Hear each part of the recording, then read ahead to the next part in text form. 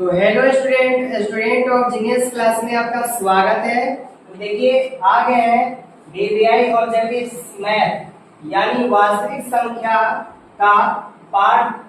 देखिए 4 हम पार्ट बता चुके हैं, ये 5वां पार्ट है जो वास्तविक संख्या का सबसे मोस्ट इम्पोर्टेंट क्वेश्चंस है जो एग्जाम में जरूर आपका पूछेगा। ठीक है, देखिए यहाँ पे क्या है कि a बराबर बी क्यू प्लस आर, ये यूक्लिड विभाजन प्रमेयिका है और आपका b बराबर 4 दे दिया है, q बराबर 5 दिया है, r बराबर 1 दिया है और आपसे पूछ रहा है कि a बराबर क्या होगा।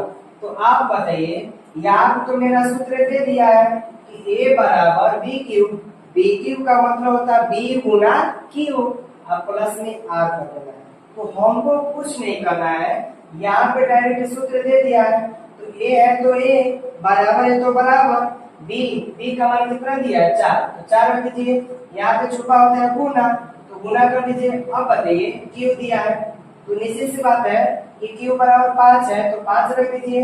अब प्लस में r है तो प्लस कर दीजिए और r का मान 1 है और इसी को हल कर दीजिए।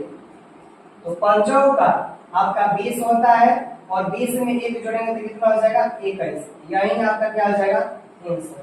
ये क्वेश्चन निश्चित है कि 2000 मैट्रिक का जो 2026 का एग्जाम होगा, ये आपका जरूर निश्चित है कि 2026 का जो एग्जाम होगा मैट्रिक वाला, ये क्वेश्चंस आपका जरूर देखने को मिलेगा। इसलिए सबसे वेरी इंपॉर्टेंट क्वेश्चन ही बता रहे हैं जो वास्तविक संख्या से रिलेटेड हो। अब देखिए दूसरा भी सवाल वही है कि दे दिया है कि यहाँ पे a बराबर b की प्लस में r दे दिया है। अब आपसे b का मान दे दिया है, q का मान दे दिया है, r का मान दे दिया है और आपसे पूछा है कि a का मान बताइए। तो आपको कुछ नहीं करना है, a है तो a कर दीजिए, बराबर है तो बराबर हो जाएगा और b का मान कितना है 73, तो 73 कर दीजिए। और यहाँ पे छुपा रहता है क्या आपका गुना, तो गुना छुपा है तो गुना दे दीजिए और यहाँ पे 34 है तो 34 रख दीजिए। ठीक, और देखिए अब प्लस में क्या कर देना है 30, प्लस में 30। तो एक बात और सुनिए, आपको ज्यादा कैलकुलेशन नहीं करना है। यहाँ पे देख लीजिएगा 12 के लास्ट में आया है 2 और यहाँ पे है 3, तो 2 में हम 3 जोड़ेंगे तो क्या हो जाएगा 5। तो अगर ऑब्जेक्टिव में ऑप्शन में आपके लास्ट में 5 दिखाई दे तभी ये ट्रिक अपनाना है, नहीं तो आपको क्या करना है 34 में और 73 में गुना कर दीजिएगा और 23 को जोड़ दीजिएगा, जो आएगा आपका वही a का मान हो जाएगा।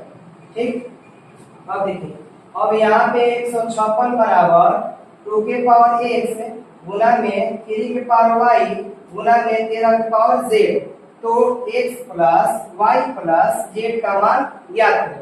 तो इस कंडीशन में आपको क्या करना है, इस कंडीशन में हमको सबसे पहले 156 है तो 156 के ऐसे क्या करेंगे अभाज्य गुणनखंड निकाल देंगे। तो अभाज्य गुणनखंड निकालिएगा तो देखिए एक ट्रिक देखिए, 2 से कटने के लिए क्या चाहिए, लास्ट में 2 होना चाहिए, 4 होना चाहिए, 6 होना चाहिए, 8 होना चाहिए और 0 होना चाहिए। अगर ये संख्या है तो निश्चित है कि 2 से कटेगा। अब यहाँ पे क्या है देखिए 2 से कटेगा तो 2 के पावर में तो 15 है नहीं, 15 से कटने वाला है 7 दूनी 14, 7 दूनी 14 हो गया।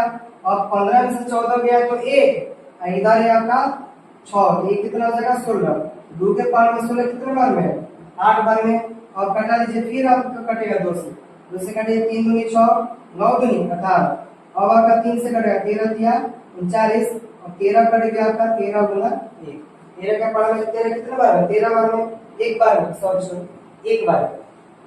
तो देखिए यहाँ पे 2 के पावर कितना बनता है 2 और यहाँ पे 3 के पावर 1 और यहाँ पे 13 के पावर 1, तो यहाँ पे हो गया आपका देखिए यहाँ पे x का मान हो गया, x का मान कितना हो जाएगा 2, प्लस है तो प्लस करेंगे, देखिए प्लस है तो प्लस करेंगे y का मान।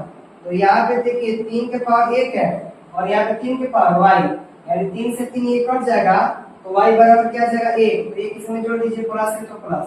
अब यहाँ पे z है, यहाँ 13 की पावर जेड, यानी 13 के ऊपर जो होगा वही आपका जेड के मान होगा। तो 13 के ऊपर कितना है 1, यहाँ भी 1 ले लीजिए, 2 और 2 4,